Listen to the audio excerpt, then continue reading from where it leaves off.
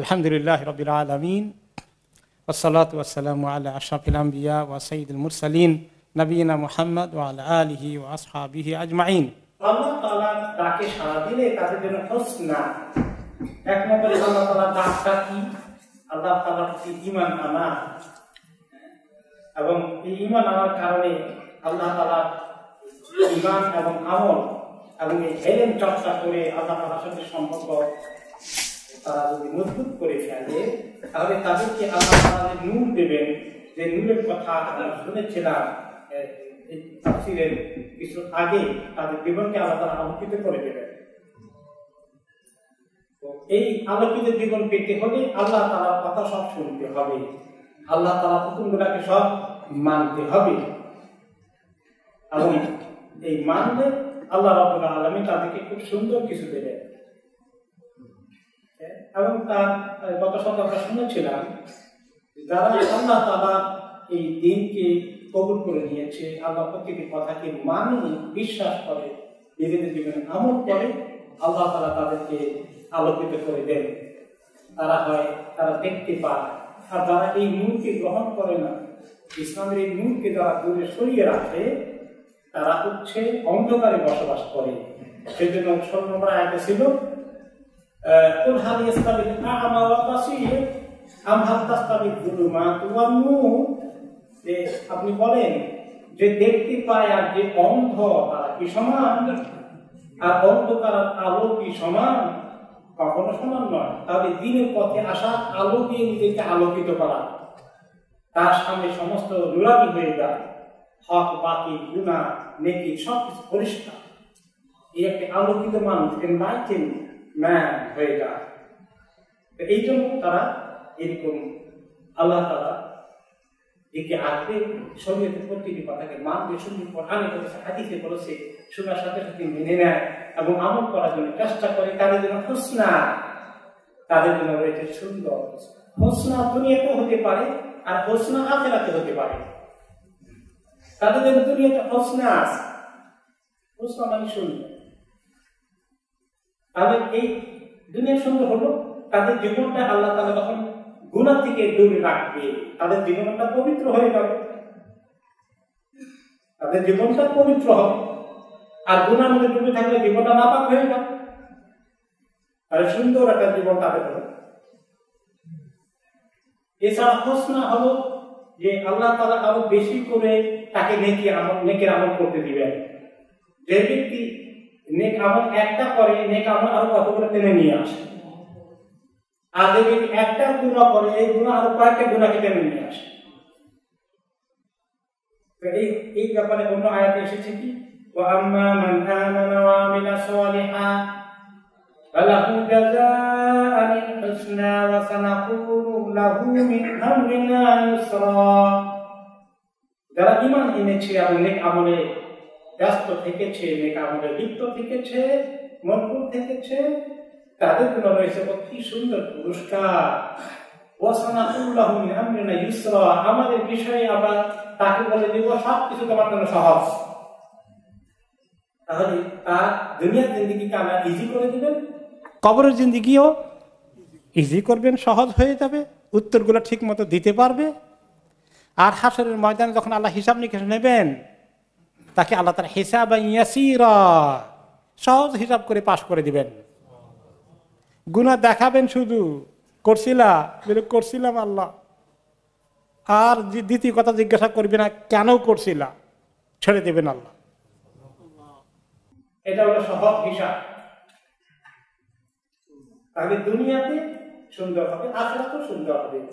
এই দুনিয়াতে যে নেক আমল আরো নেকি নিয়ে আসে, লিল্লাযীনা আহসানুল হুসনা ওয়া জিয়াদা, যারা নেক আমল করে তাদের জন্য সুন্দর, আরো জিয়াদা, আরো অতিরিক্ত আছে। এই অতিরিক্ত দুনিয়াতে যেটা বললাম, আরো অতিরিক্ত নেক আমলের সুন্দর তারা বাড়িয়ে দেবে।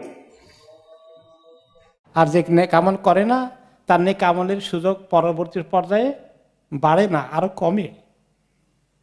আর আখিরাতে আল্লাহ তাআলা পুরস্কার পাওনা দিয়ে বলবেন যে, আল্লাহ তাআলা বলবেন এতটুকুন তোমার পাওনা ছিল, যাও এখন আমি তোমাকে এত বকশিশ দিলাম। বকশিশ পাওনা থেকেও অনেক বেশি হয়ে যাবে। তো ও জিয়াদা, ওয়ালাদাইনা মাজিদ। সূরা কাফে বলেছেন কি আমার কাছে আরো অনেক আছে, তোমার পাওনা যেগুলো হিসাব করে আমি তো এত হিসাবই না। আল্লাহ কি এত হিসাবই নাকি? তিনি যে দেবেন তার দান দক্ষিণা, সুবহানাল্লাহ, কি পরিমাণ হতে পারে। এগুলো পাওয়ার জন্য আমাদেরকে কি করতে হবে? নিজেরা কোরআন হাদিস অনুযায়ী জিন্দেগির প্রত্যেকটি কাজ করার চেষ্টা করতে হবে। ইসলামের ব্যাপারে কম্প্রোমাইজ না করে কিভাবে আমল করা যায় জানা এবং মানার চেষ্টা অব্যাহত রাখতে হবে। তো যারা করবে তারা এরকম, যারা করবে না, কথা শুনবে না,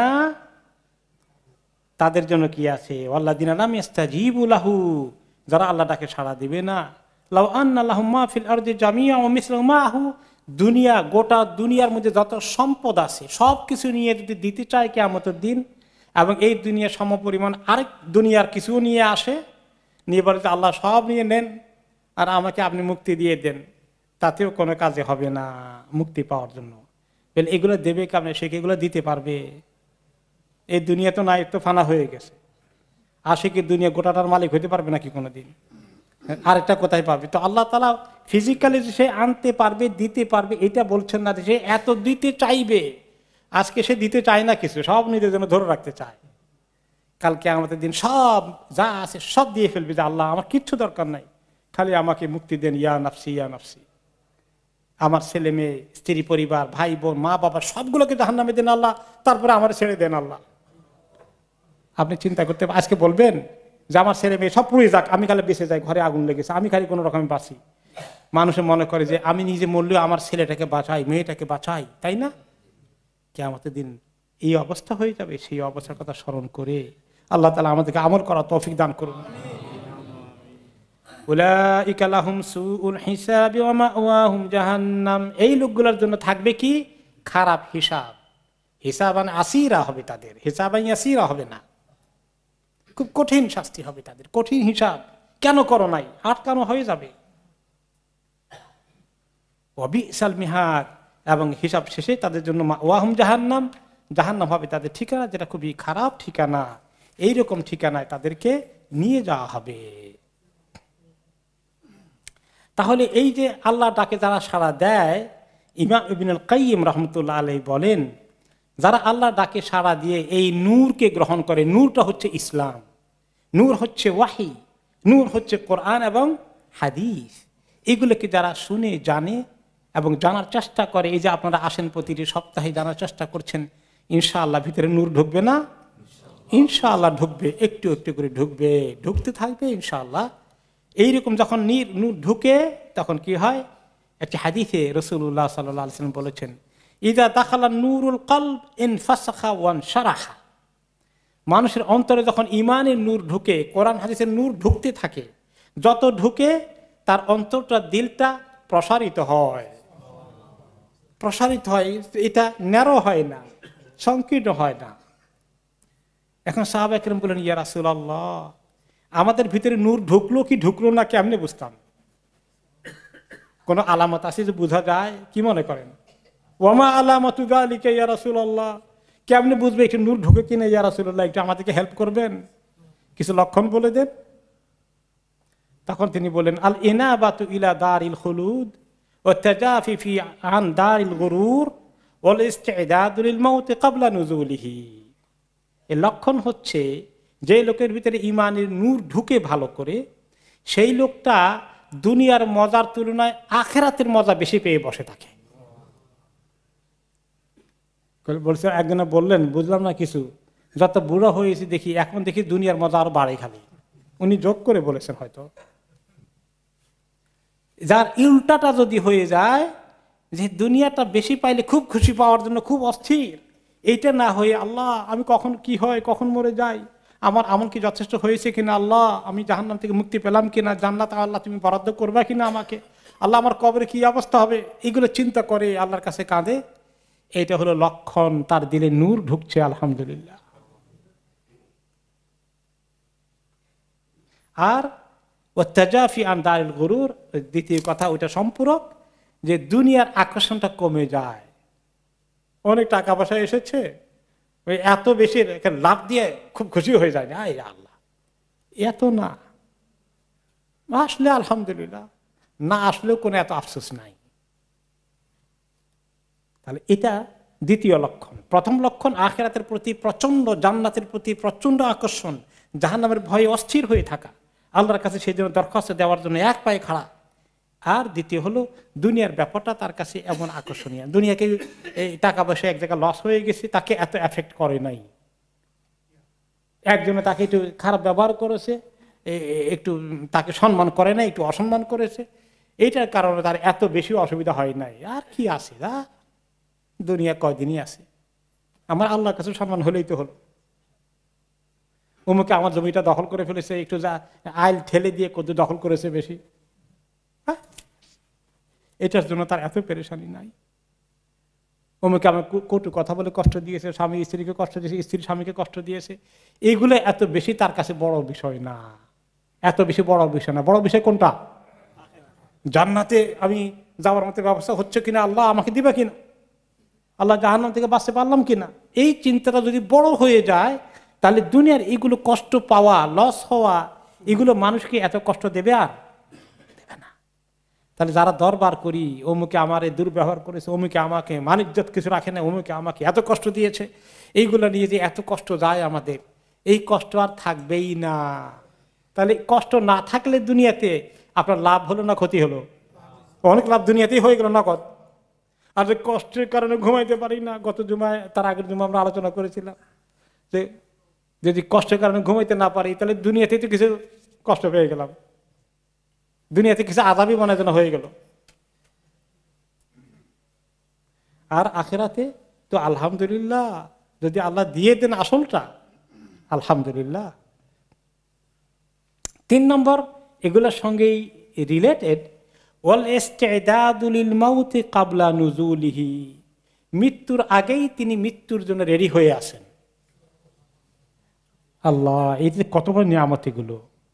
প্রত্যেক দিন শোয়ার সময়তে মনে করি আজকে হয়তো আমার জীবনের শেষ, আমি আল্লাহর কাছে তওবা করি, আল্লাহ চলে গেলে তুমি আমারে আল্লাহ জান্নাত দিও, আল্লাহ আমাকে খাতেমা বিল খায়র করে দিও, ঈমানের সাথে কালিমাতুশ শাহাদাতের সাথে আল্লাহ মৃত্যু দিও, আল্লাহ আমাকে জাহান্নাম থেকে নিস্তার দিও, কবর আযাব থেকে মাফ করে দিও আল্লাহ। এই কথা বলেছে যে ঘুমায়, ঘুমের থেকে উঠে যদি বলে সারাদিন শুরু করলো, জ্বালাই দিনটা যদি শেষ হয়ে যায়, আমার আজকে আর কোনো দিন না আসে আমার জীবনে, তাহলে আল্লাহ তাআলা আমাকে তুমি মাফ করে দিও।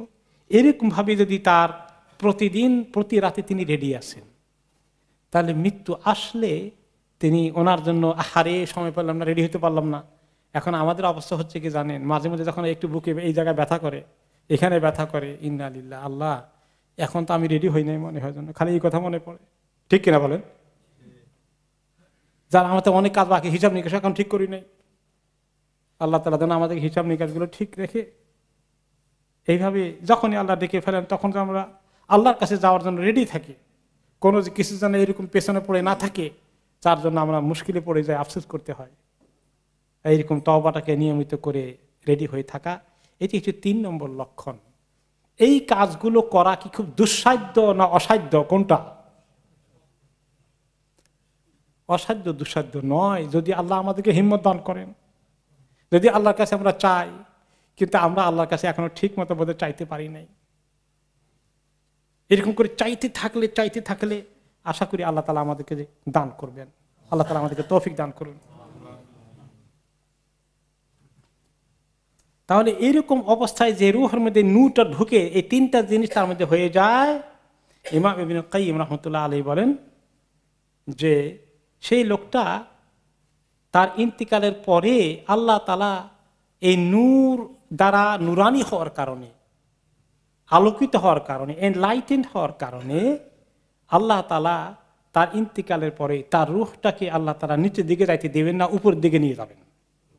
উপরের দিকে কি আছে? ইল্লিয়িন। আল্লাহর কাছে লিস্ট আছে নেককারদের, যেখানে নাম লেখানো হয় মৃত্যুর পরে, রূহটাকে সেখানে নিয়ে যাওয়া হয়, সেখানে নামটাকে রেকর্ড হয়ে সিজিল মধ্যে ঢুকিয়ে এরপরে কবরের মধ্যে ফেরত দেওয়া হয়, তাই না? আল্লাহ তাআলা আমাদেরকে এই স্ট্যাটাস নসিব করুন। কারণ এইরকম নূরওয়ালা রূহ উপরের দিকে যাওয়ার কথা, নূর উপরের দিকে যায়, নূর নিচের দিকে নামে না। তাই তিনি বলেছেন যে ওয়াহিয়া আরওয়াহুল মুমিনিন, মুমিনদের রূহগুলো ইস্তানারাত বিন-নূরিল্লাযী আনজালাহু আলা রাসূলিহি, মুমিনদের রূহগণ নবী করিম সাল্লাল্লাহু আলাইহি ওয়াসাল্লামের কাছে যে ওয়াহী এসেছে, দ্বীন, ঈমান, কোরআন, হাদিস, এগুলোর দ্বারা যখন খুব এগুলোর ভিতরে ডুব দিয়ে এগুলোকে মনোযোগ দিয়ে শিখে শুনে আমল করে তারা যখন আলোকিত হয়ে যায়, এবং যে রূহটা দিয়ে ফেরেশতাদেরকে তৈরি করা হয়েছে, ফেরেশতাদেরকে কি দিয়ে তৈরি করা হয়েছে? নূর দিয়ে তৈরি করা হয়েছে। খুলিকাতিল মালাইকাতু মিন নূর, ফেরেশতাদেরকে নূর দিয়ে তৈরি করা হয়েছে। খুলিকাতিশ শায়াতিনু মিন নার, আর শয়তান থেকে তৈরি করা হয়েছে আগুন থেকে। খুলিকা আদম মিম্মা ওয়াসাফা লাকুম, আর আদমকে তৈরি করা হয়েছে যা আল্লাহ তোমাদেরকে বর্ণনা করেছেন, সেটা কি? মাটি। তাহলে ফেরেশতাদের নূরটা, ফেরেশতারা আগমন আল্লাহর কাছে আছে। ফেরেশতারা এই রূহকে নিয়ে যখন উপরের দিকে যান আল্লাহ তাআলার কাছে, তখন আল্লাহ তাআলা তার জন্য আসমানের সবগুলো দরজা খুলে দেন। আসমানের 7টি গেট আছে, বিরাট বিরাট গেট। ফেরেশতারা নক করেন, কার রূহ নিয়ে এসেছ? ভিতর থেকে আওয়াজ দেওয়া হয়, গার্ডরা বলে অমুক আল্লাহর বান্দা, ও অমুক নেককার, ইয়া আল্লাহ তার ইন্তিকাল হয়েছে, ওয়েলকাম, নিয়ে আসো তাকে, মারহাবা। 7 আসমান সেট করে যখন ইল্লিয়িন নিয়ে যাওয়া হয়ে যায়, তখন সেখানে ইল্লিয়িনের নাম লেখা হয়ে ফেরত আসে জমিনে। এইটি হচ্ছে আর রূহ, রূহান জাকিয়াতান তাইয়্যিবাতান নায়্যিরাতান মুশরিকাতান, এটি হচ্ছে পাক পবিত্র নূরানি আলোকিত উজ্জ্বল একটি রূহ, যে রূহে জায়গা আল্লাহর কাছে রয়েছে ওই লিস্টের মধ্যে, যে রূহকে ফেরেশতারা খুবই পছন্দ করেন, ওয়েলকাম করে সালাম করে ঢুকাই দেন। আর এই রূহের অধিকারী না হতে পারলে আমাদের রূহটা, আল্লাহ মাফ করুন, এই রূহে যদি না পৌঁছতে পারি তাহলে অন্ধকার রূহ হয়ে যায়, জুলুমাতের রূহ হয়ে যায়। ফাররূহুল মুজলিমাতুল খাবিসাতুল কাদেরা, নাপাক রূহ হয়ে যায়, ময়লা আবর্জনা যুক্ত রূহ হয়ে যায়। এই রূহের জন্য লা তুফাত্তাহু লাহা আবওয়াবুস সামা, আকাশের দরজা তাদের জন্য খোলা হয় না, ইল্লিয়িনে উঠানো হয় না, তখন সেখান থেকে জমিনে ধপ করে ছেড়ে দেওয়া হয়, আর সেটা গিয়ে সিজ্জিনে, জমিনের শেষ নিচের অংশে যে রেকর্ড বুক আছে, সিজ্জিল আছে, সেখানে লেখা হয়ে যায় সিজ্জিন। আল্লাহ তাআলা আমাদের রূহকে নুরানি করে দিন, আলোকিত করে দিন।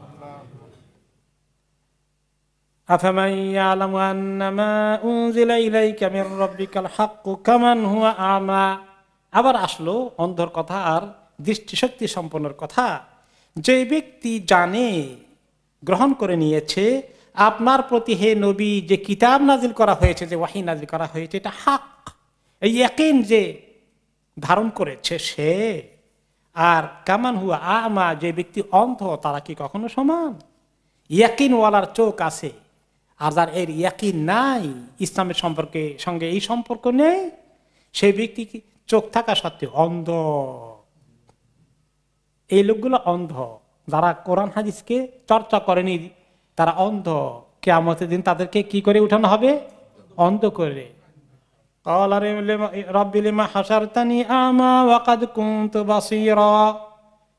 তখন বলবে, আল্লাহ আমি হাসরের ময়দানে উঠেছি অন্ধ কেন? আল্লাহ আমি দেখি না কেন? আমি তো দুনিয়া ওয়াকাদ কুনতু বাসীরা, দুনিয়াতে দৃষ্টি শক্তি সম্পন্ন আমি ছিলাম, চোখ ছিল আমার, চোখ গেল কই? আল্লাহ তাআলা বলবেন, এইভাবে তোমার কাছে আমার আয়াত এসেছিল, আয়াত থেকে চোখকে ঘুরিয়ে অন্ধ হয়ে গিয়েছিল, আজকে এই জন্য তোমাকে অন্ধ করে উঠিয়েছি।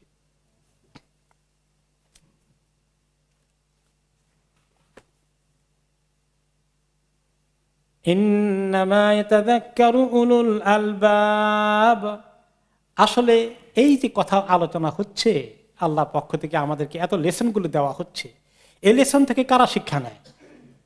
যারা বিবেক সম্পন্ন, বিবেককে খরচ করে কাজে লাগায়, জ্ঞানী, কোরআন হাদিসের কথাগুলো যারা মনোযোগ দিয়ে শুনে শোনার গুরুত্ব উপলব্ধি করে এবং এটাকে মিস করে না, এরাই হচ্ছে প্রকৃত জ্ঞানী। আর যারা জীবনে কত কিছু জানো, কত কিছু উল্টে ফেললো পৃথিবীর মধ্যে, কত ডিগ্রিও অর্জন করলো, কিন্তু কোরআন হাদিসের ধারে কাছেও নেই। আল্লাহর দৃষ্টিতে এরা উলুল আলবাব নয়, এরা প্রকৃত জ্ঞানী নয়। আল্লাহ তাআলা তাদেরকে মূর্খ হিসাবে ডিল করছেন।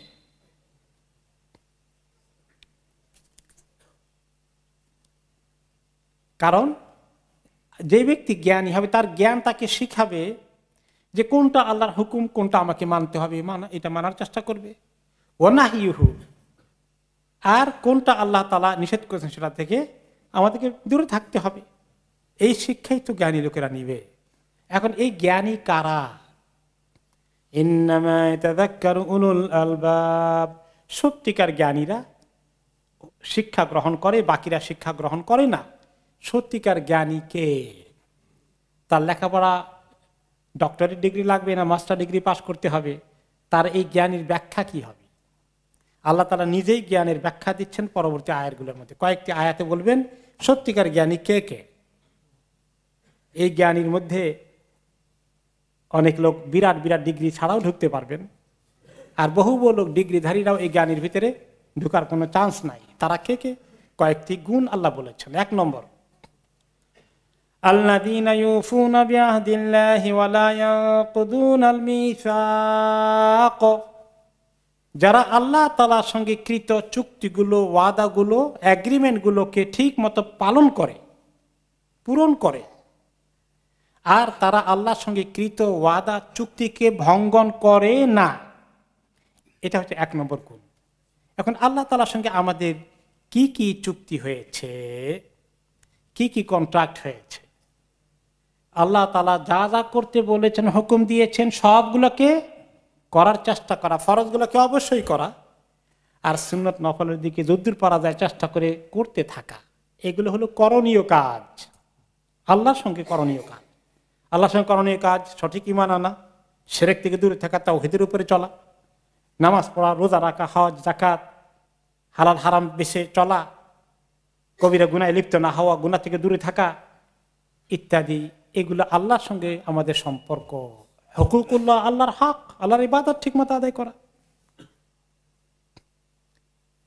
তারপরে আসে এখন এটা আল্লাহর সঙ্গে করা কিছু আমাদের চুক্তি আছে, এগুলো মানা। আবার আল্লাহর সঙ্গে চুক্তির ভিত্তিতে পরে যেটা আছে, মানুষের সঙ্গেও কিছু আল্লাহ হক ঠিক করে দিয়েছেন আমাদেরকে।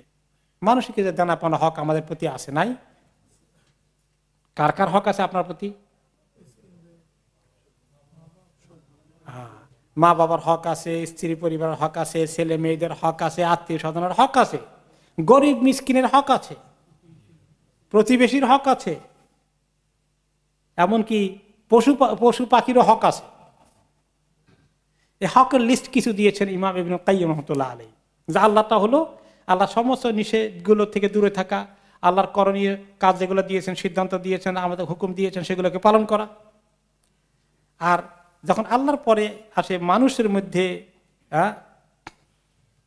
তো আল্লাহর সঙ্গে হকের মধ্যে আল্লাহর উবুদিয়তের হক আদায় করা, লা শারীকা লাহু, কোনো শিরক না করা, ওয়াল কিয়ামু বিতাআতিহি, আল্লাহ তাআলা সমস্ত হুকুমগুলোকে পালন করা, ওয়াল ইনাবাতু ইলাইহি, বেশি বেশি করে আল্লাহর কাছে তওবা করতে থাকা, ওয়াত তাওয়াক্কুলু আলাইহি, আল্লাহর সঙ্গে যে কোনো সময় ভরসা করতে হলে কার উপরে ভরসা করা?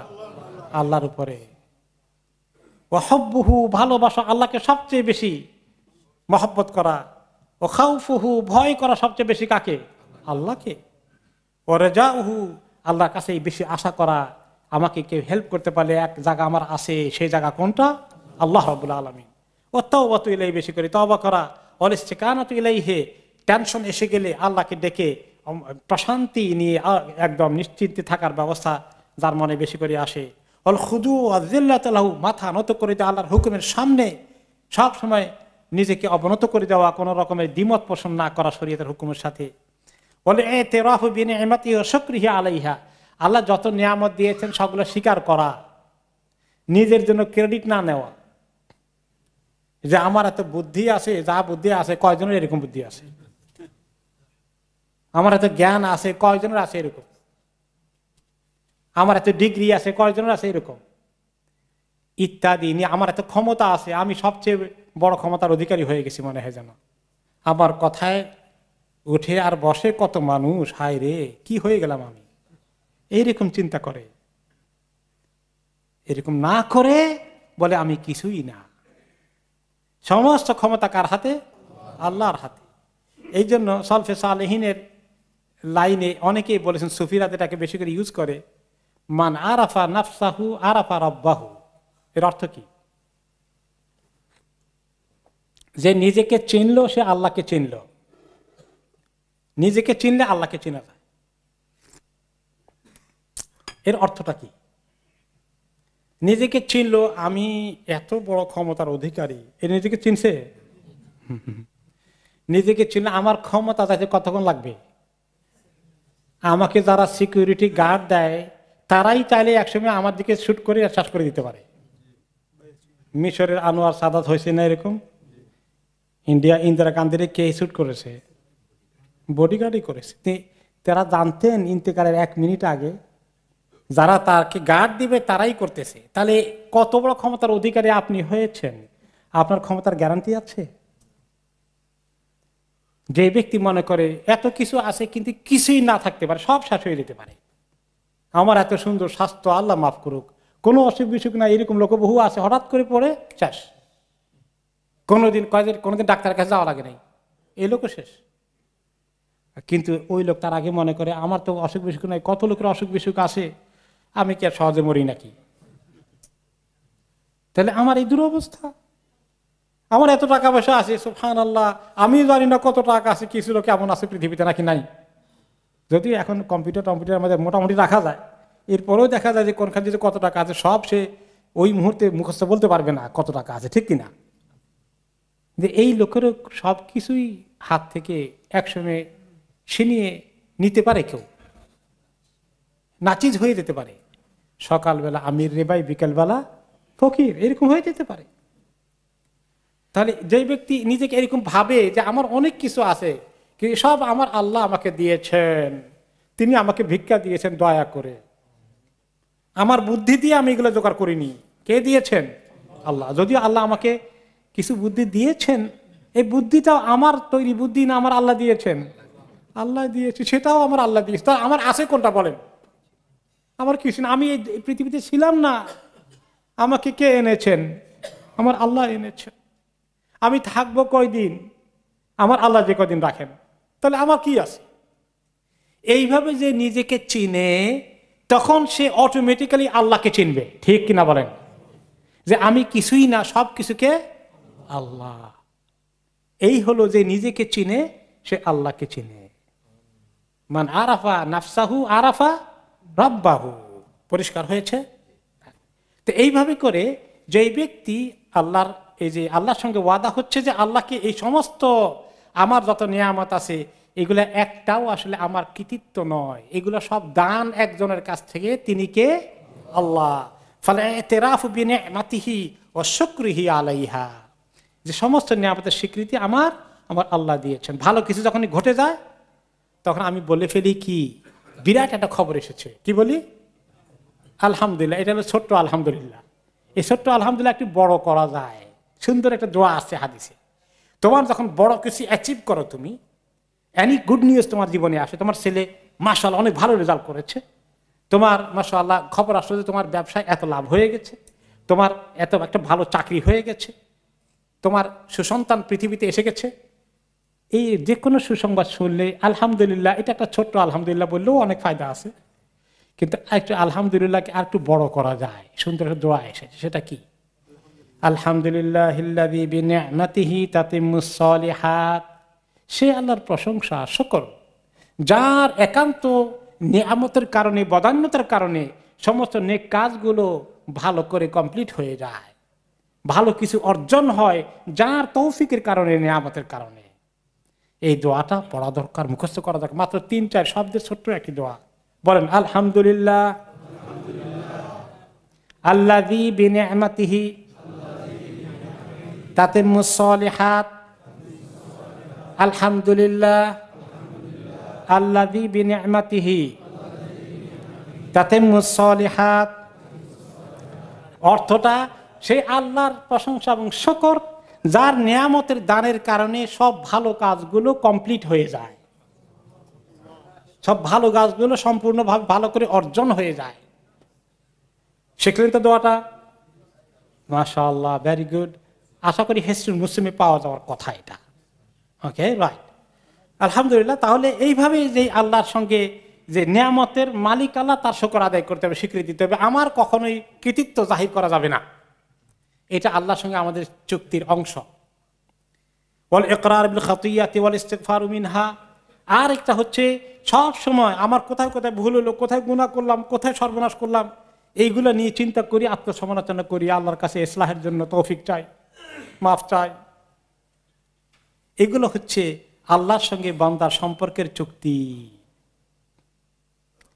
ওকে, এরপরে হচ্ছে ইমাম ইবনে কাইয়িম রাহমাতুল্লাহ আলাইহি আয়াতুত তাফসীরে অনেক সুন্দর করে বলেছেন যে তারপরে হচ্ছে যে আল্লাহর সঙ্গে চুক্তির অংশ হিসাবে আমাদের যে আছে, তার মধ্যে আরেকটা হচ্ছে যে রাসূলুল্লাহ সাল্লাল্লাহু আলাইহি ওয়াসাল্লামের শানকে ঠিক মতো বোঝা এবং সেই মর্যাদা দেওয়া, ওনার প্রতি ঈমান আনা, ওনার প্রতিটি কথাকে বিশ্বাস করা।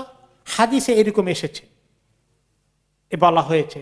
আরে হাদিসের কথা খালি সবসময় বলেন, হাদিসের মধ্যে সবসময় চলা যায় নাকি? এরকম তারা কথা বলে না মানুষ, খালি সবসময় হাদিস নিয়ে আসে, খালি সবসময় হাদিস নিয়ে আসে। আল্লাহ, এই কথার কারণ তার ঈমান কোথায় চলে গেল সে জানে, ধপ করে পড়ে গেছে নিচে। সাবধান, আপনি লজ্জিত হন, হারে এত সুন্দর হাদিস, আমি তো তার বরখেলাপ করছি, আমি তার উল্টো যাচ্ছি, আল্লাহ আমাকে মাফ করুন। আপনি এইরকম অনুভূতি না হয় বলেন, আরে রাখেন হাদিস, খালি সবসময় হাদিস নিয়ে আসেন। খবরদার। তাহলে রাসূলুল্লাহ সাল্লাল্লাহু আলাইহি ওয়াসাল্লামের প্রতিটি কথাকে বিশ্বাস করা এবং প্রতিটি জিনিসকে, নির্দেশকে, সুন্দর যে আদেশ দিয়েছেন সেগুলোকে পালন করার জন্য এক পায়ে খাড়া থাকার চেষ্টা করা। যেটা মিস করছি, উনি এই তরিকায় করতে বলেছেন, আমি এখনো পারি নাই, আল্লাহ আমি কবে পারি এই আমলটা নিয়ে আসতে, ওনার তরিকাকে ফলো করতে, ওনার সুন্নতকে অনুসরণ করতে আমি চেষ্টা করি। ওনাকে মহব্বত করা, কার চেয়ে বেশি মহব্বত করতে হবে? নিজের চেয়ে, নিজের ছেলে মেয়ের চেয়ে, নিজের স্ত্রী স্বামীর থেকে, নিজের মাল মহব্বত থেকে, মা বাবা থেকে, সমস্ত দুনিয়ার মানুষ থেকে সবচেয়ে বেশি মহব্বত করতে হবে রাসূলুল্লাহ সাল্লাল্লাহু আলাইহি ওয়াসাল্লামকে, আল্লাহর পরেই। এরপরে এই রাসূলের সঙ্গে আমাদের এই মহব্বতের সম্পর্ক, ওনাকে অনুসরণের সম্পর্ক, ওনাকে ইত্তেবা করার সম্পর্ক কন্টিনিউ করার পরে আমাদের বিভিন্ন লোকদের সঙ্গে আমাদের সম্পর্ক আছে আমাদের পিতা মাতার হক। ওয়াকাদা রাব্বুকা আল্লা তা'বুদু ইল্লা ইয়্যাহু ওয়া বিল ওয়ালিদাইনি ইহসানা। তোমার রব ফয়সালা করে দিয়েছেন, তোমাদের সঙ্গে চুক্তি করে ফেলেছেন, অর্ডার দিয়েছেন, আল্লাহ ছাড়া কারো ইবাদত করবে না, আল্লাহর সঙ্গে কোনো শিরক করবে না, আর পিতা মাতার প্রতি ভালো ব্যবহার করবে। এটা আল্লাহ আমাদেরকে চুক্তির মধ্যে ঢুকিয়ে দিয়েছেন। পিতা মাতাকে যে কষ্ট দেয়, আল্লাহর সঙ্গে কৃত চুক্তিকে ভঙ্গন করে ফেলে।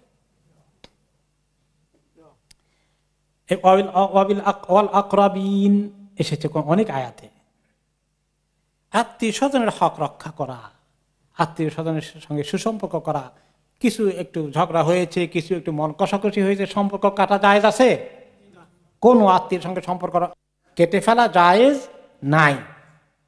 কিন্তু আমাদের সমাজে দেখা যাবে যে অমুকের সঙ্গে সম্পর্ক কাট অফ হয়ে গেছে, আপনার ক্ষতি করেছে, দুশ্মনী করেছে, তার অর্থ এই নয় আপনি সম্পর্ক কেটে ফেলবেন। সে তার জন্য আল্লাহর কাছে দায়ী হবে, সে একদিন আপনাকে এটা শোধ করতে হবে। দুনিয়াতে না করলে কোথায় করবে? আখিরাতে করবে। কাজে আপনি তো কোনো লস হচ্ছে না, তা আপনি কেন নিজে লস তৈরি করছেন? আল্লাহ হারাম করে দিয়েছে সম্পর্ক না কাটার জন্য। খুব বেশি খাতির মায়া মহব্বত করতে পারেন না, মনে কষ্ট আসে, কিন্তু সম্পর্ক কাটার মতো কোনো কাজ করবেন না। দাওয়াত দিবেন, আসলে আসলে, না আসলে নাই, দেখা হলে সালাম দিবেন, আর যদি জবাব না দেয় অসুবিধা নাই, আপনার কাজ হয়ে গেছে, আপনি বেঁচে গেছেন, সে আটকে যাবে না। আপনি আটকিতে চান না তাকে আটকাবেন? আগে তো নিজে নিজে বাঁচি, আগে তাকে আটকাবো কিনা এটা আরেক লেভেলে আছে। প্রথমে আসি যে সে আটলে আটকুক, আগে আমি নিজে আল্লাহর কাছে বেঁচে যাই, তারপরে আস্তে আস্তে আবার চিন্তা করি, হারে এই বেচারা আটকে গেলেও তো মুশকিল, আমার তো তাও ভালো লাগে না, তো তারা কিভাবে ইসলাহ করে সংশোধন করে ঠিক করতে পারি, সেও না আটকুক, তাহলে আরো ভালো হবে আপনার কাছে। এলে আত্মীয় স্বজনের সঙ্গে সিলাতুল আরহাম। এরপরে হলো দাম্পত্য জীবনের হক, স্ত্রীর হক ঠিকমতো আদায় করছেন কিনা, স্ত্রীর স্বামীর হক ঠিকমতো আদায় করছে কিনা। ওয়ালি নাফসিকা আলাইকা হক, ওয়ালিজাওজিকা আলাইকা হক। নবী করিম সাল্লাল্লাহু আলাইহি ওয়াসাল্লাম বলেছেন যে তোমার স্বামীর, তোমার স্ত্রীর একে অপরের উপর কি আছে? হক রয়েছে। খবরদার কেউ কারো হক নষ্ট করো না, কেউ কারো হক নষ্ট করো না। আল্লাহর কাছে আটকে যাবে, অনেক স্বামী আটকে যাবে স্ত্রীর হক আদায় করেনি কিয়ামতের দিন। তখন নিজের নেক আমল দিয়ে স্ত্রীকে শোধ করতে হবে।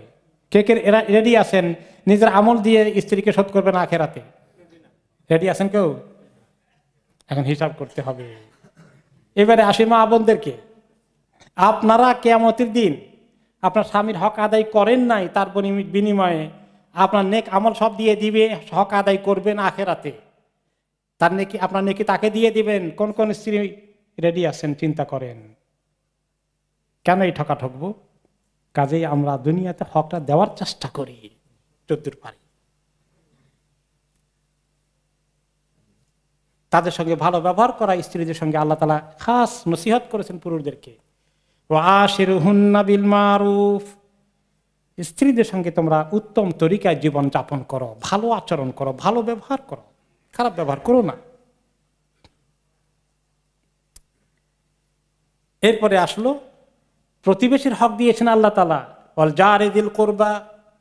অনেক রকমের প্রতিবেশীর কথা বলেছেন। প্রতিবেশীকে কষ্ট না দেওয়া বিরাট নেক আমল। প্রতিবেশীকে কষ্ট দেওয়া বিশাল খারাপ আমল, অনেক বড় ধরনের কবিরা গুনাহ।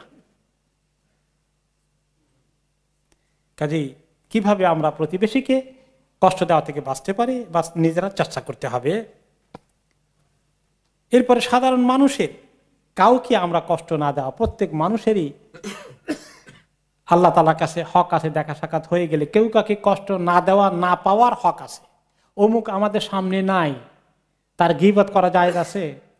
আরে আল্লাহ মাফ করুন আমাদেরকে, এই জবান দিয়ে যে আমরা কি চালাই আর কি খামাকা নষ্ট করছি আমলগুলো, কালকে আমাদের দিন তাকে আমলগুলো দিয়ে দিতে হবে আমাদের। আল্লাহ আমাদেরকে মাফ করুন, আল্লাহ আমাদেরকে গীবত থেকে হেফাজত করেন। তাহলে এটাও চেষ্টা রাখা দরকার। এটাও আল্লাহ তাআলা বলেছেন আল্লাহর সঙ্গে কৃত ওয়াদার এটাও আরেকটি আমল। এরকম যারা করে, এখন যারা এরকম ভাবে করে, এত ওয়াল্লাযিনা ইয়াসিলুনা মা আমারাল্লাহু বিহি আন ইউসাল, ওকে, আল্লাযিনা ইউফুনা বিআহদিল্লাহ, ওই আয়াতের তাফসীরে ছিলাম যে তারা আল্লাহ তাআলার সঙ্গে তারা চুক্তি করে, যে সেই চুক্তিকে ঠিক রাখে। ওয়ালা ইয়ানকুদুনাল মিসাক, এবং তারা আল্লাহর সঙ্গে কৃত চুক্তিকে ভঙ্গন করে না। এটা আল্লাহর সঙ্গে কৃত সম্পর্কের অংশ। আল্লাহর ইবাদত কেন্দ্রিক, আল্লাহর হুকুম মানা কেন্দ্রিক। আর এতক্ষণ মানুষের সঙ্গে সম্পর্ক যেটা আসলো ওটা হচ্ছে ওয়াল্লাযিনা ইয়াসিলুনা মা আমারাল্লাহু বিহি আন ইউসাল, যে অন্য মানুষদের সঙ্গে সম্পর্ক, বিভিন্ন হক আদায় করার ক্ষেত্রে, সম্পর্ক রক্ষা করার ক্ষেত্রে আল্লাহ তাআলা যে হুকুম দিয়েছেন এগুলাকে তারা ঠিক মতো মেনটেন করে। এই এতক্ষণ মা বাবা থেকে শুরু করে স্বামী স্ত্রী, ছেলে মেয়ে, ছেলে মেয়ের হক আছে বড় বিশাল হক।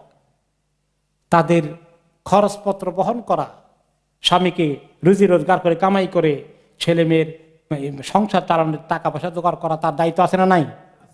স্ত্রী এবং ছেলে মেয়ে এই হক আছে না নাই?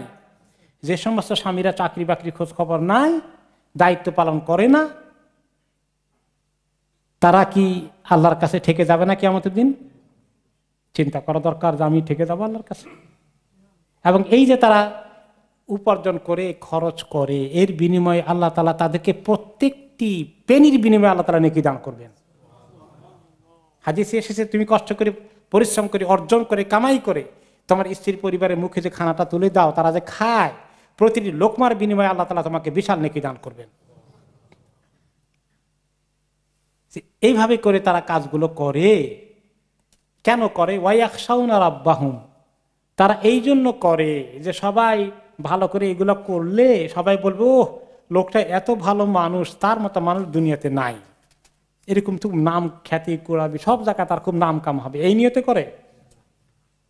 ওয়ায়াখশাউনা রাব্বাহুম, তারা তাদের রবের ভয়ে অস্থির থাকে যে আল্লাহর কাছে আটক হয়ে যাবে, আল্লাহকে খুশি করার জন্য করে। তাদের নিয়ত কি? আল্লাহর সন্তুষ্টি, আল্লাহর থেকে বাঁচতে হবে সবচেয়ে বড় কথা। সমাজের লোকেরা বাহবা দিল, প্রশংসা করলো, স্বীকৃতি দিল, এইগুলা না দিলে খুব ভালো লাগে, না দিলে আর করতে মনে চায় না। আপনি এত হক আদায় করেন, তাও স্ত্রী কয় কিছুই করলো না আমার জন্য, যা যখন তুমি এগুলো কও আমি করবোই না, বাদ দিলাম, এটা করবেন নাকি? না, আপনি করে যান একতরফা করে যান আল্লাহর ভয়, যে আমি আমার আল্লাহর ভয়ের কাছে ধরা খাবো না। যদি কেউ স্বীকার না করে, আপ টু দেম।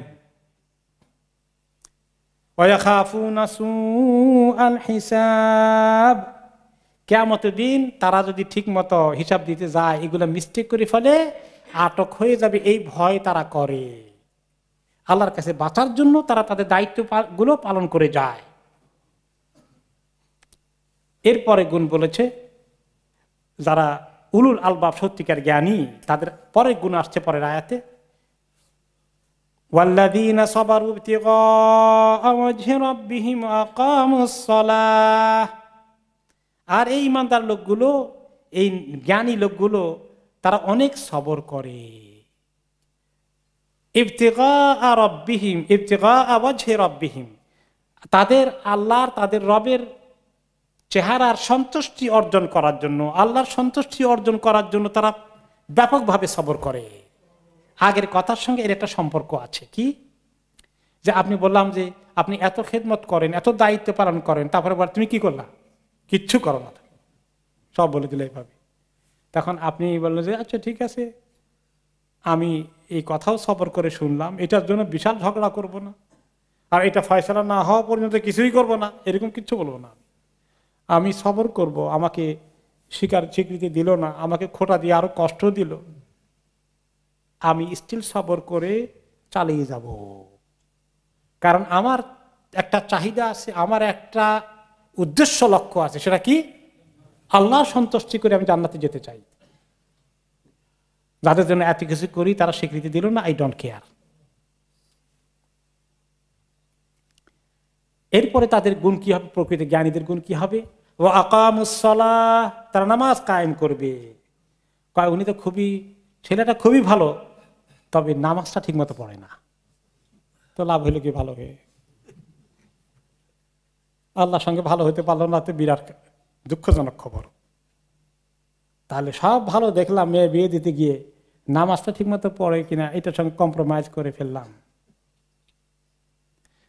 আমি গতকালকে জুমা বলছিলাম যে মাঝে মধ্যে আমরা আমাদের ছেলে মেয়ে ভালো কি ভালো না অনেক কিছু হিসাব করি। তো আমাকে একজন বলছিলেন যে আমার এরকম তার সন্তানের কথা, খুব ভালো, টপ ক্লাস রেজাল্ট করেছে, টপ ক্লাস জবে আছে, আরো ফিউচার ভেরি ব্রাইট।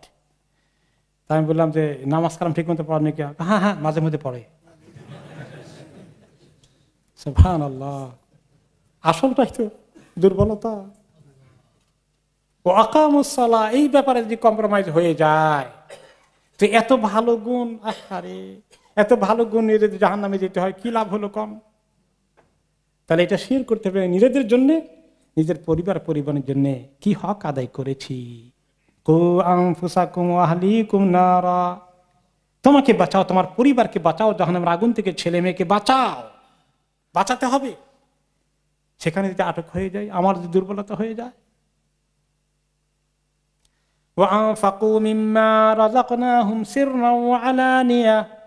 আর তারা খরচ করে, দান খয়রাত করে, খালি টাকা পয়সা জমায়, নিজের শান শওকত বাড়ায়।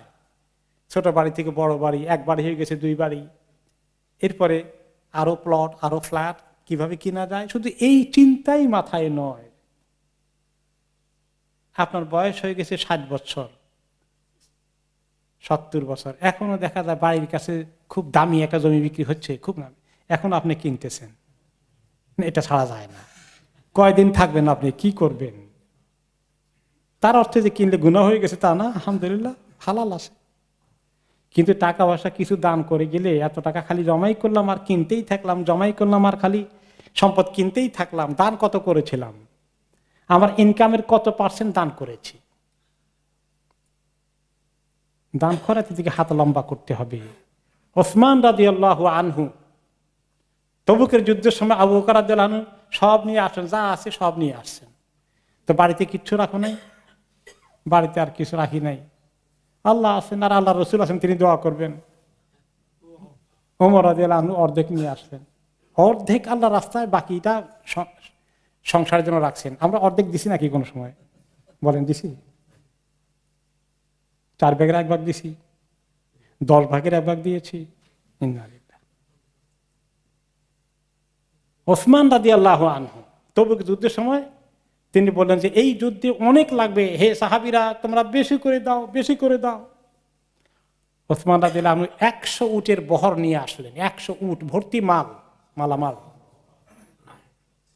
দেখে রাসূলুল্লাহ, মানে কারণ তিনি কয়েকশো মাইলের জার্নি, গরমের দিনে খানা, রসদ পত্র, পানি, তারপরে আপনার আটা, ফ্রুট, কত কিছু লাগবে। সাহাবীরা শত শত সাহাবী খাবে, খাদ্যের দরকার, রসদ নিয়ে যাওয়া দরকার, ওখানে 1 মাস থাকতে হয় কিনা, খুব চাইলেন।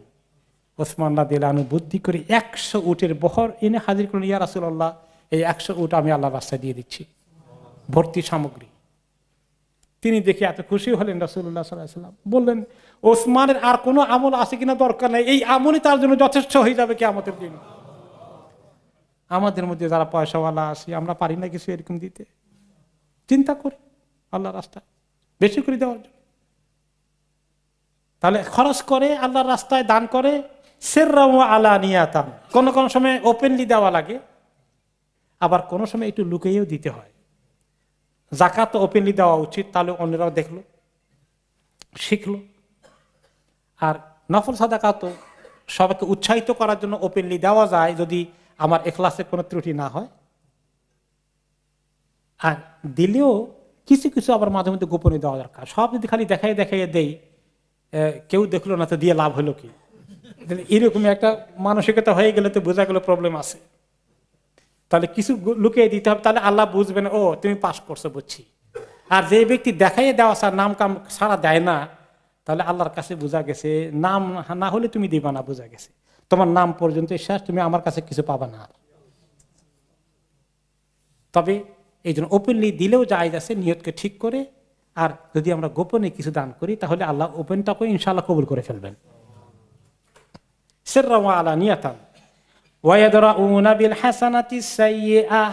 এত ভালো কাজ করার পরেও দেখা যায় এই ভালো লোকের সঙ্গেও আবার কিছু ভেজাল লাগে। কিছু লোকের আছে না, কিছু লোকে আপনার সঙ্গে ঝগড়া করবে, আপনি ভালো মানুষ মোটামুটি, আলহামদুলিল্লাহ ঠিক আছে, তারপরেও দেখা যায় যে অমুকে জমি নিয়ে আপনার সঙ্গে একতরফা ঠেলাঠেলি করে। হয় না এরকম যে আপনি কোনো ঝামেলার কাছে নাই, হ্যাঁ, আপনার জমি এক টুকরা আছে, ঢাকায় আছে, সিলেটে আছে, চিটাগাঙ্গে আছে, দেখা গেল যে 30 বছর কোনো ঝামেলা নাই, হঠাৎ করে একজন দাবি কেস করে বসে এই জমি আমার, এরকম খবর পাওয়া যায় না? আর একজন দখল করে বসছে, গায়ে পড়ে ঝগড়া করছে, আপনি ঝগড়া করতে চান না, তাও খালি খোঁচায় খোঁচায় ঝগড়া করতে চায়। এখন আপনি কি করবেন? তো এরকম যখন উল্টাপাল্টা লোকরা তাদের সঙ্গে খামাখা ঝগড়া করে, ঝগড়া করতে চায়, কিছু লোক ঝগড়াতে আসে, আপনার নিশ্চিন্তে চুপ করে বসে তাকে দেবে না, খালি ভেজাল লাগাবে। এখন ভেজাল লাগালে কি করবেন? ওয়ায়াদরাউনা বিল হাসানাতি সাইয়্যিআহ, যে কেউ খারাপ ব্যবহার করলে তার মোকাবিলায় তারা ভালো ব্যবহার করে, এটাকে তারা অ্যাভয়েড করার চেষ্টা করে। তারা এখানে খুব বেশি এই টক্কর লাগিয়ে একটা কেওটিক সিচুয়েশনে তারা যেতে চায় না, কেওস লাগাইতে চায় না, তারা এটাকে অ্যাভয়েড করে। কিভাবে এটাকে সংশোধন করা যায়, কুইকলি বের হয়ে আসা যায়, লিঙ্গার না করা, দেন দরবারের বিচার আচারের বসানো, বিরাট বিরাট দরবার বসানোর এই সমস্ত লাইনে তারা নাই, অ্যাভয়েড করে। ওয়াইযা খাতাবাহুমুল জাহিলুনা ক্বালু সালামা, জাহেল লোকেরা খামাকা তাদের সঙ্গে যখন ঝগড়া ফাসাদ করে, তর্ক বিতর্ক করে, তাদের অপমান করতে এগিয়ে আসে, তখন তারা আসসালামু আলাইকুম বলে কেটে পড়ে। এই গুণগুলো যাদের আছে, এরাই হচ্ছে উলুল আলবাব, সত্যিকার জ্ঞানী, আসল জ্ঞানী এই লোকগুলো। উলাইকা লাহুম উকবাদ-দার, এই লোকগুলোর জন্য রয়েছে আসল পুরস্কার, সবচেয়ে সুন্দর ঠিকানা তাদের জন্য তৈরি করে রাখা হয়েছে। ওই ঠিকানাটার নাম কি? জান্নাত। তাহলে কোনো খারাপ কাজকে ভালো কাজে মোকাবিলা করা, এটা একটা অর্থ আছে। আরেকটা অর্থ হলো যে কেউ আপনি যখন কোনো গুনাহ করে ফেললেন, আপনার মনে হলো আপনি গুনাহ করে ফেলেছেন, এখন এই গুনাহটাকে কিভাবে আল্লাহর কাছ থেকে তওবা করা যায়? নবী করিম সাল্লাল্লাহু আলাইহি ওয়াসাল্লাম বললেন, ওয়া আতবিস সাইয়্যাতাল হাসানাতা তামহুহা, তুমি যদি কখনো কোনো গুনাহ করে ফেলো, তাহলে পরক্ষণে আরেকটি নেকির কাজ করে ফেলো, তাহলে সেটা ওই গুনাহটাকে মুছে দেওয়ার কাজ করবে। আমি গুনাহ করেছি, তওবা করি, একজনকে কষ্ট দিয়েছি, তার কাছে গিয়ে মাপ চাই, এভাবে করে আমি চেষ্টা করি। গুনাহ করেছি, 2 রাকাত নামাজ পড়ে ফেলি। এইভাবে করে একটা ভালো নেকির কাজ করলে আল্লাহ গুনাহটাকে মাফ করে দেওয়ার ব্যবস্থা করবেন। তাহলে এই আয়াতগুলোর মধ্যে উলুল আলবাব যেগুলো আছে, এখানে কতগুলো ভালো গুণ এসেছে বলেন তো? ভালো আমলের খবর এসেছে, আল্লাহর সঙ্গে ইবাদতের সম্পর্কের ক্ষেত্রে, মানুষের সঙ্গে লেনদেনের ক্ষেত্রে, আচার ব্যবহারের ক্ষেত্রে সবগুলো চলে এসেছে। ইমাম ইবনে কাইয়িম রাহমাতুল্লাহ আলাইহি বলেন, ইন্না হাযিহিল আয়াত তানাওয়ালাত মাকামাতুল ইসলাম ওয়াল ঈমান কুল্লিহা। এই আয়াতগুলো ঈমান ইসলামের যত লেভেলগুলো আছে, হাইয়েস্ট লেভেলগুলো পর্যন্ত আছে, সবগুলোকে কভার করে ফেলেছে। কারণ জীবনটা যদি এই সমস্ত আমল দ্বারা আলোকিত হয়ে যায়, সে উচ্চতর মাকামের পজিশনে পৌঁছে গেছে। আল্লাহ তাআলা তাকে মাকাম আলী দান করবেন, আল্লাহুম্মা জাআলনা মিনহুম। আর এটা অর্জন হয় ইস্তামালাত আলা ফি'লিল মা'মুর, যে আল্লাহ তাআলার হুকুম যেগুলো দিয়েছেন সমস্ত ভালো কাজগুলো করার মাধ্যমে, ওয়া তারকিল মাহদুর, আর আল্লাহর নিষেধ করা হারাম কাজগুলো থেকে কিভাবে সরে আসা যায় সেগুলোর মাধ্যমে, as-sabরে আলাল মাকদুর, আর যখনই কোনো ধরনের বিপদ আপদে পতিত হয়ে যায়, ওই অবস্থায় সবর করার মাধ্যমে মানুষ এত আলা মাকাম, এত হাই লেভেল, এত হাই স্ট্যাটাস আল্লাহর কাছে মানুষ অর্জন করতে পারে। এই কাজগুলো যারা করবে লাহুম উকবাদ্দার, তাদের জন্য খুব সুন্দর ঠিকানা। এখন এই ঠিকানাটা কেমন, সেটা কি আল্লাহ তাআলা পরের আয়াতে তার তাফসীর করছেন। জান্নাতু আদনি ইয়াদখুলুনাহা ওয়া মান সালাহা মিন আবাইহিম ওয়া আজওয়াজিহিম ওয়া যুররিয়াতিহিম। তাদের জন্য জান্নাতু আদন, চিরস্থায়ী শান্তির নীড় ঠিকানা, নাম হচ্ছে আদন, যে ঠিকানাটা খুব শান্তির এবং যেটা চিরস্থায়ী, এইরকম শান্তির ঠিকানা। এই জান্নাতু আদন অর্থ এই নয় যে জান্নাতুল ফেরদাউস আরেকটা, আদর আরেকটা, সালাম আরেকটা। আসলে কিন্তু সবগুলো জান্নাতের বিশেষণ। ফেরদাউসের মধ্যেও আদন আছে, আদন শান্তি চিরস্থায়ী, সেটা তো ফেরদাউসের মধ্যেও আছে। তাহলে সব জান্নাতের মধ্যেই এই আদন রয়েছে, শান্তি এবং উত্তম ঠিকানা, দীর্ঘস্থায়ী ঠিকানা, চিরস্থায়ী ঠিকানা। তারা নিজেরা প্রবেশ করবে না শুধু, ইয়াদখুলুনাহা ওয়া মান সালাহা মিন আবাইহিম ওয়া আজওয়াজিহিম ওয়া যুররিয়াতিহিম, তারা শুধু প্রবেশ করবে না, তাদের মধ্যে যারা তাদের নেককার আছে, পিতা মাতা, দাদা দাদি, উপরের দিকে নানা নানি, তারাও তাদের সঙ্গে একসঙ্গে জান্নাতে যাবে। ওয়া আজওয়াজিহিম, তাদের স্বামী স্ত্রীগণ একে অপরকে রেখে যাবে না, একসঙ্গে যাবে। আল্লাহুম্মা জাআলনা মিনহুম। ওয়া যুররিয়াতিহিম, তাদের সন্তান সন্ততি, ছেলে মেয়ে, নাতি নাতিন সহকারে আল্লাহ আমাদের সবাইকে জান্নাতে একসঙ্গে থাকা তৌফিক দান করুন। একসঙ্গে কিভাবে যাবে এই খবর কত জায়গায় আল্লাহ তাআলা আয়াতের মধ্যে বলেছেন।